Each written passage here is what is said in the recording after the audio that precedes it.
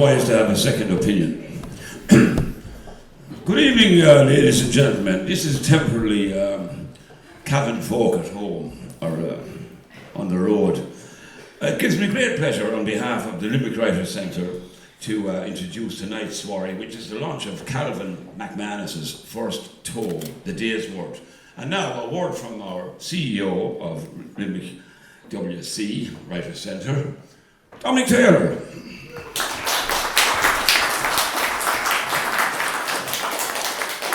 Thanks a million, Tom. And again, welcome everybody. As Tom said, my name is Dominic Taylor. I'm the director of Limerick Writers Centre and the managing editor of Revival Press, our poetry imprint. And I'm delighted to welcome you all here tonight for the launch of The Day's Word, the debut poetry collection from poet and musician Calvin McManus.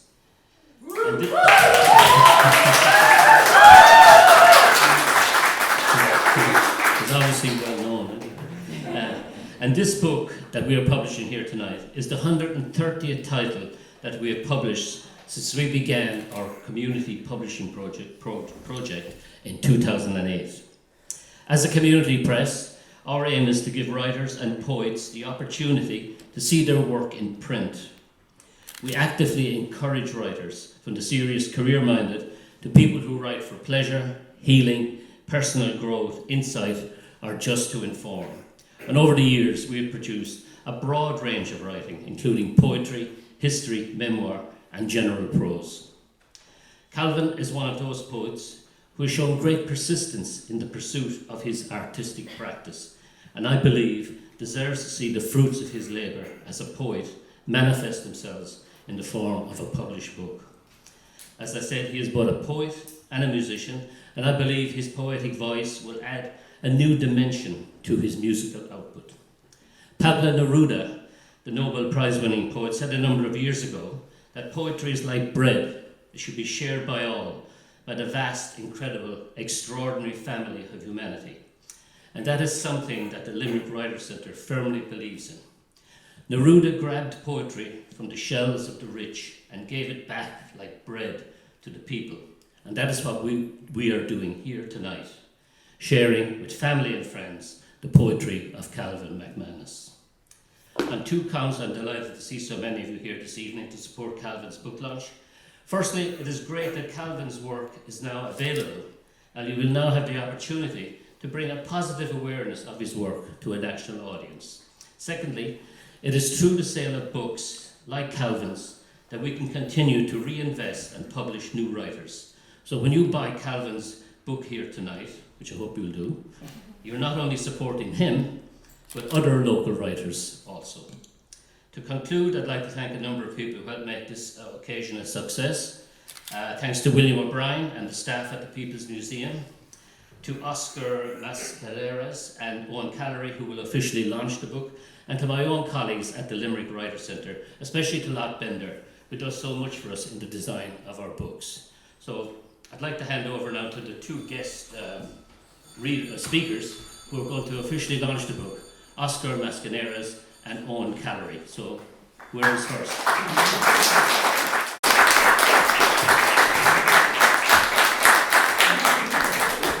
It's like you're coming here to listen to somebody waffle. It's okay. It's about Calvin. Yeah, I'm not going to say much. I'm not the poet in my family at all by any means. So I'll keep it brief. Not just about the book, but I know tomorrow is Calvin's final. Oh yes, Calvin holds a BA in applied music from and an MA in composition. Not just yet tomorrow. Maybe we'll see. We'll see how the night goes. You might have some weird adventure and just I couldn't turn up for my exam. Sorry, but yeah. So it's a little bit it's not just about launching for me tonight. It's not just about launching a book for Calvin, but also to say thank you very much, Calvin, for spending the year with us. I hope you got a lot out of it. We certainly enjoyed having you around. I've heard your texts with sound, with music for last year. I hope you get to put a lot more of these to music. Often poets are waiting for other people to set their works, sometimes in vain. Sometimes their works are absolutely murdered by composers, so it will be your own fault. Yeah. So yeah, thanks very much to you and all your colleagues. It's been great having you. the book, when I got it a freebie. Sorry, Dominic. There's nothing free. There's nothing free. The bill will be in the post.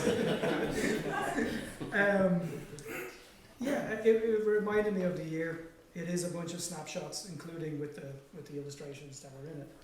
And some of the snapshots, like any snapshots, are little moments in time. Some are happy, some are sad. One is very sad, but tear in my eye. The one about the dog, that hurts. Yeah. Or read that one first. Just, get over the hump. Yeah. You're fine. Sorry about that. But it's very like this kind of, it sort of sums up with time. It's very like almost like an old photograph album that you kind of flick through, and I think that's the spirit which you should probably flick through this. Maybe a little bit here, a little bit there, one or two each day, or you can sit down and read the whole thing. So other than that, congratulations, Calvin. Looking forward to hearing some stuff. Over to Óscar. Thank you very much.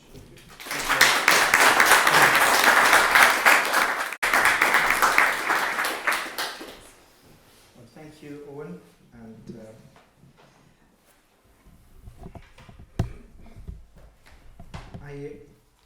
I was telling Calvin when I arrived here this evening that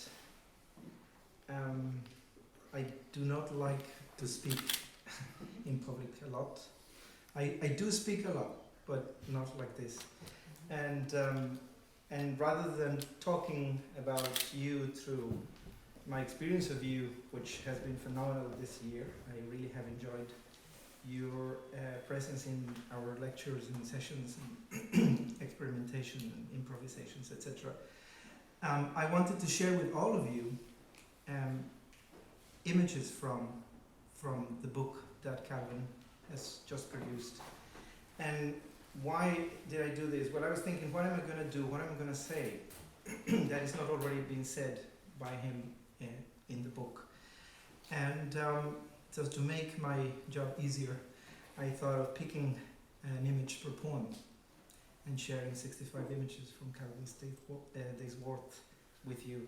And the purpose of doing this is to bring you, rather than reading poems which will be read after me, I hope, it's just make you focus on certain images that come out of these poems. I mean, the poems themselves are images, but sometimes a word or a phrase or a verse carry quite a lot of meaning and quite a lot of Calvin's personality and Calvin's experience of life. And what he's doing in this book, as I wrote in the back cover, is he's actually sharing with us experience of his own world and experiences of life, many more than just 65. So that's what I'm going to say in terms of prose, and I'm going to go to the poetry now.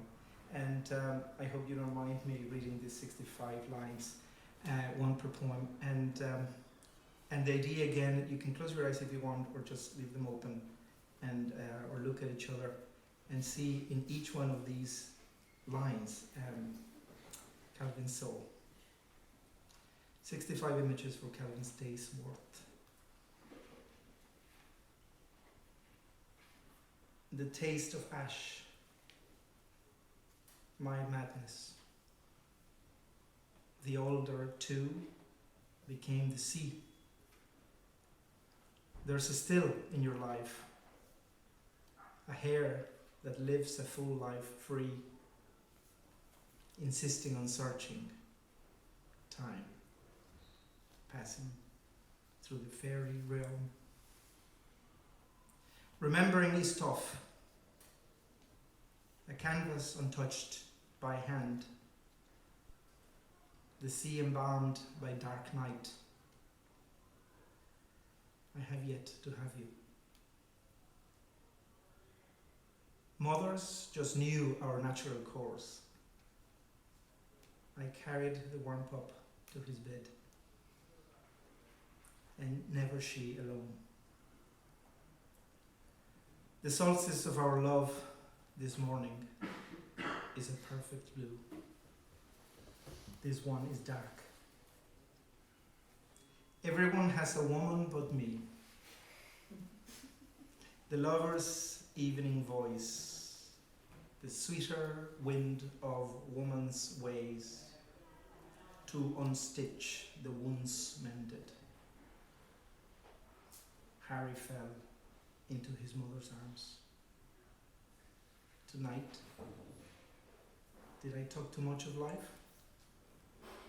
This old road leads me home. That silent, heady voice we all possess. The only rose in a bed of weeds. My father would beckon the moon.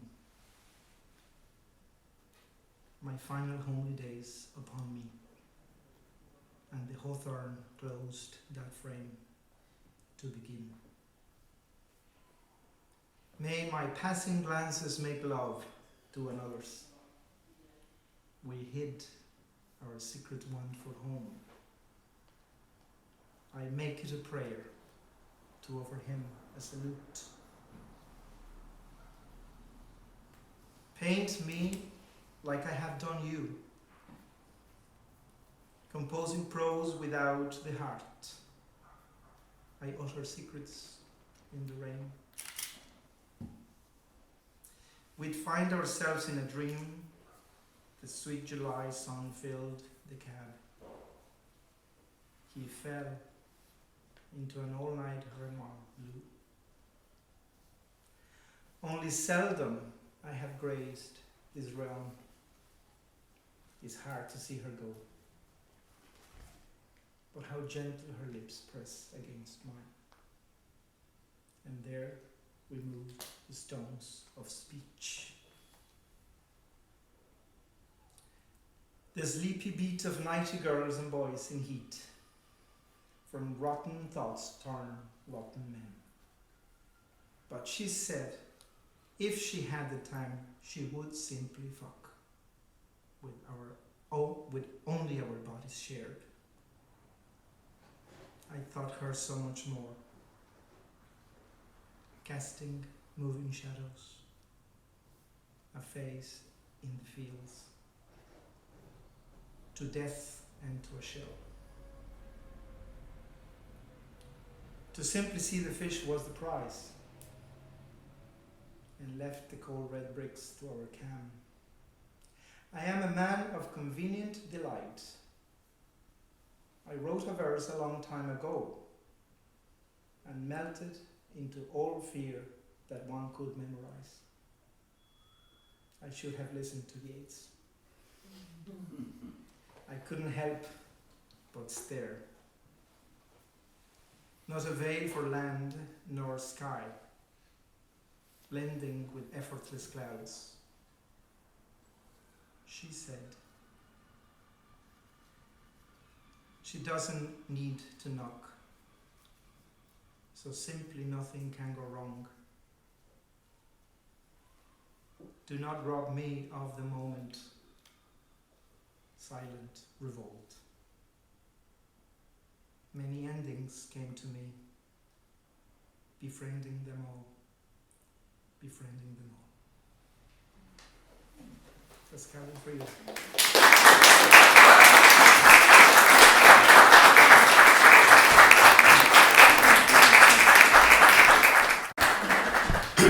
Thank you very much. That was a tantalising, teasing taste of our poet, Mr. Calvin McManus, and the man himself, Calvin McManus.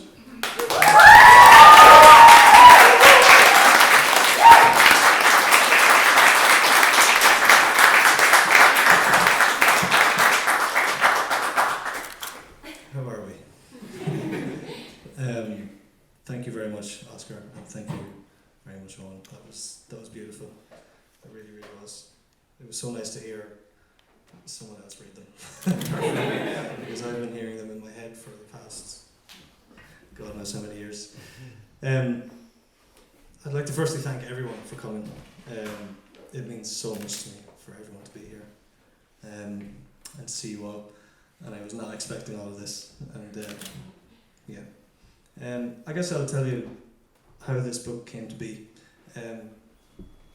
I was going through, it was a Sunday morning, and I was going through the city, and often there's an artist's fair in the milk market, and so I went in naturally, and I was looking through some some art, and then I met Kieran, who was selling his beautiful art and his poetry, and it was in a book shaped remarkably like this, from the same publisher. And I simply quizzed him. I asked, how does one do this? How do you do this? Because I was thinking, I mean, it was always kind of like just a thought that maybe I could get a collection published. And then Kieran said, send me on your script, and he gave me his email. And I was like, yes, my script. So I went home and I made a script. I essentially compiled, I think it was about 100 poems, something along the lines of that, with many spelling errors and not as many pictures. I like to draw pictures as well. There's there. But I'd like to thank you very much, Kieran, for that opportunity. Without you, this wouldn't be possible. Please keep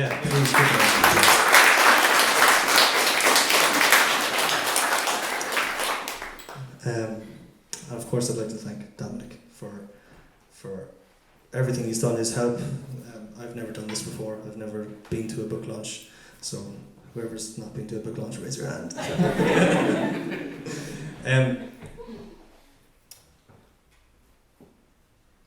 I suppose my time in the MA composition has been incredibly, it's influenced me a great deal, and these two gentlemen here have opened up a new world for me, not just in terms of music or composition, but what it means to actually explore that side of art and that side of creativity. And this is just one representation of what my time in the MA has taught me to do. But they've allowed me to explore sound in so many different ways that has just completely changed my way of thinking, in not just in music or in poetry, but in every aspect of my life. So this has been a remarkable experience, and I can't forget my three other classmates, Protoy Raha, William Troy, and Shunfung Lu, wherever he is.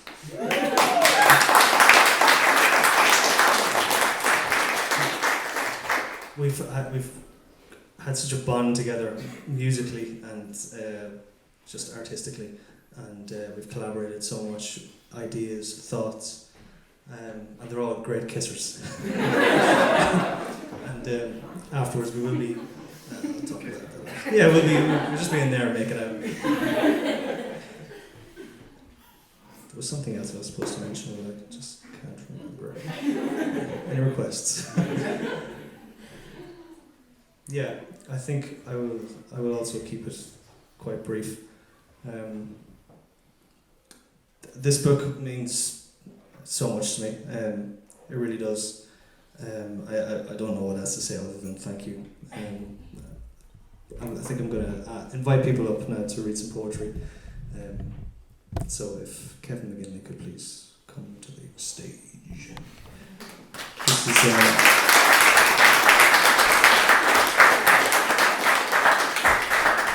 Kevin is a lifelong friend of mine and a brilliant poet as well, and composer, and I've known him for a great many years, and he's helped me out with this book as well. He's also got one in here that he co-wrote. I might read that.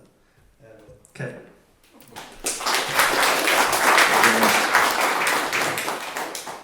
I've known Cal a long time, and I've been with him along his journey, developing his skills and learning how to express myself musically, creatively in all ways. And well, I'm a little biased, but I'm going to read out one of my favourite poems. It's about the time he came to visit me at home. And well, I remember it well. It was a long trip to Donegal from Dundalk, and we were in a little box of a Ford Fiesta with our friend, 2000, and we unfolded ourselves out of the contraption, and we stepped out to a familiar greeting out in the fog and the rain of Donegal in January, and I didn't think much of it. We stepped inside, greeted my ahar as Gaelic. Me and my father would chat away as Gaelic, and I seen Calvin's bewildered face and my mum's as well. She doesn't have a word either. So they spoke, and me and my father spoke, and we went around the local area throughout the next few days. And well, I'm very blessed to live in a gorgeous area in Donegal, flowing hills, beautiful valleys, rivers, streams, the sea just beside us. But I don't get to experience that for the first time.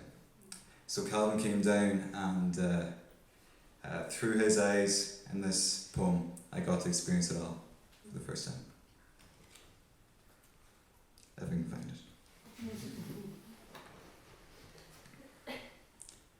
The morning light gave birth to rambling stone rows, grown out of the drumlins laden with auburn stray sod.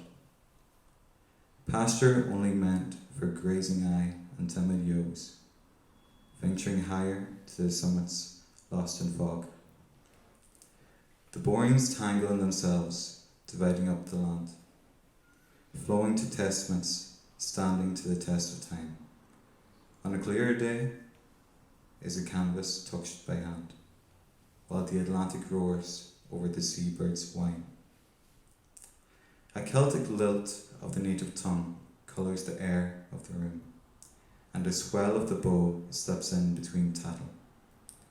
A haven of rumination awry in its loom, a doldrum of the mind, for no gale to battle.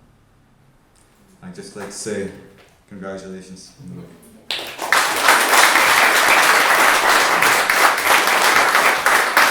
Lovely, Kevin.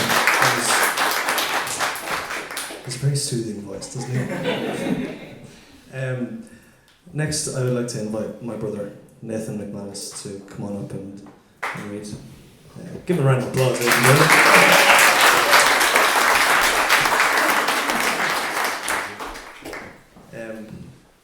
Nathan is my brother. We have the same mother. We do, yeah, it is true, and I love him dearly. I'm very proud of him, and I'm very proud of I'm proud of him. Hi everyone.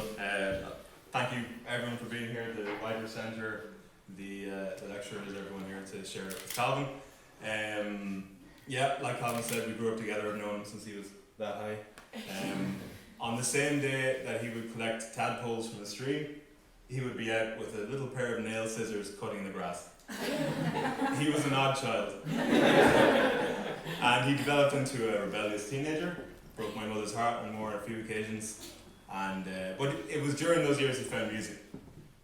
Principally guitar, but he can play a whole plethora now. During that time he explored it.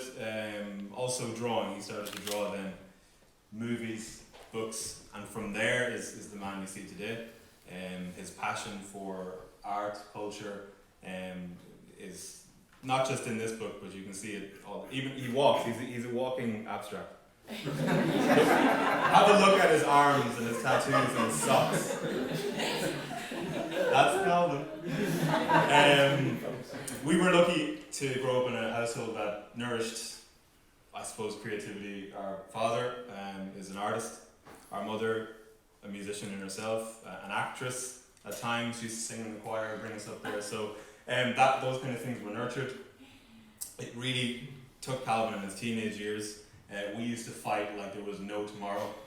And it took college to kind of, I think, mature him. And now we're talking like we're the best of friends, like you saw with that really forced. That kid. So, just before I begin, that's his artwork, by the way, on the front of the book. He's very, very talented. And this book doesn't represent just a day's worth, but it's 10 years worth, it's 20 years worth, it's a life's worth. Everything in here is a snapshot of someone's life, someone's emotions at one time or not. Even though there are mad poems in this, and I'm talking crazy scenarios, everyone's been there in some shape or form. So I'm going to read the one that I spoke to me most. I think it's really, really cool, very, very interesting. Everyone's been there, like I said, in one form or another. So it's called This One Is Dark. 6:17 p.m, just out of work. Bus home, faint hues on panes that overlook Limerick City saunter by on the greasy blue road. Some scum will shed crimson tears on that cold, hard night in pissing rain and scorned by the wind. To miles in a silent way, I strain while the leaves die in the shimmer of autumn, and this one is dark. this one is dark. Happy is the corpse the rain rains on, and I'm nearly a corpse on this coffin, but I have a bus fare's fabric view of the tragedy of youth and love, the heroine of Childers Road, idle spacers on their phones, and the single old man confused at the autumn he lived to see. And this one is dark. This one is dark. Thank you so much, and congratulations, Callery.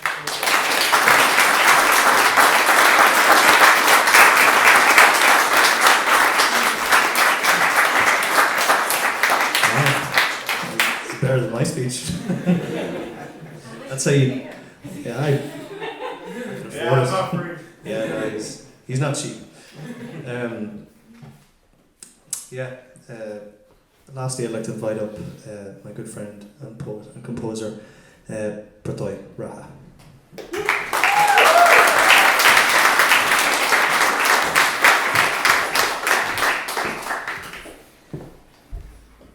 Good evening, everyone.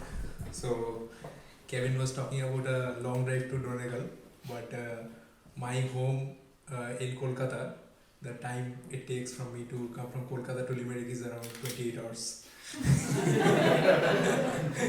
And I had never imagined that I would come here and meet a person as crazy as Calvin in the cafe of my academy, just scribbling poems and like making these crazy drawings. And it's a very special evening for me because like during our MA, we actually bounced off each other's poetry and writing, and we got ideas from each other, and we kept writing together when we were like between classes. So it's really special for me. And this poem that I'm going to read is it's called The Living Bridge. The people who have gone to UL know that Living Bridge is a very special part of UL. And we had to like walk through the Living Bridge to get connected to our academy. So it's a very special place for us.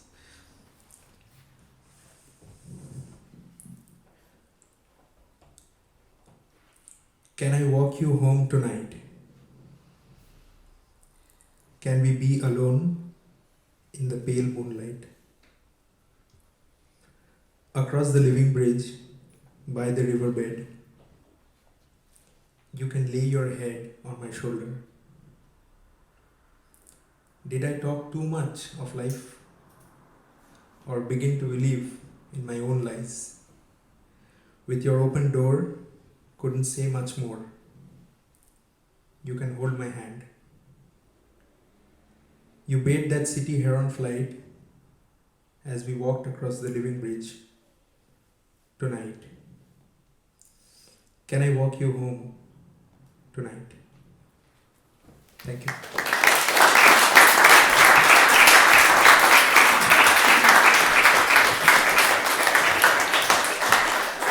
Thank you.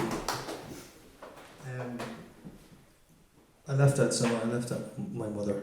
This book is dedicated to my mother.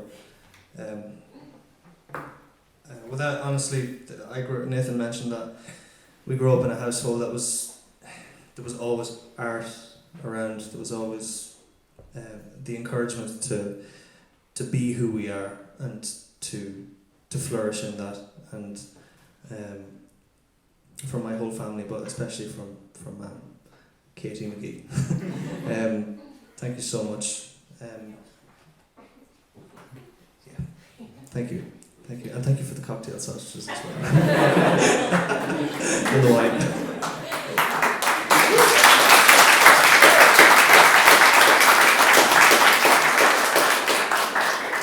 I'd like to finish up my rattling on. I'm not very good at public speaking, but I've got a book here, so I'm going to read some things from it. I'll explain the day's worth and the meaning maybe behind the title. It's very simple. The day's worth is everyone's had the day's worth of shit. Everyone's had the day's worth of a great day. And every one of these poems is the day's worth. So it's not just about the collection, it's about every single thing, because every single word is the day's worth, and we've all had the day's worth. I'm having it right now. I'm going to read. I haven't chosen the poems that I'm going to read. There is one in my head, if I find it, but I'm going to read a few, and I hope you enjoy them. I'll talk a little bit about them.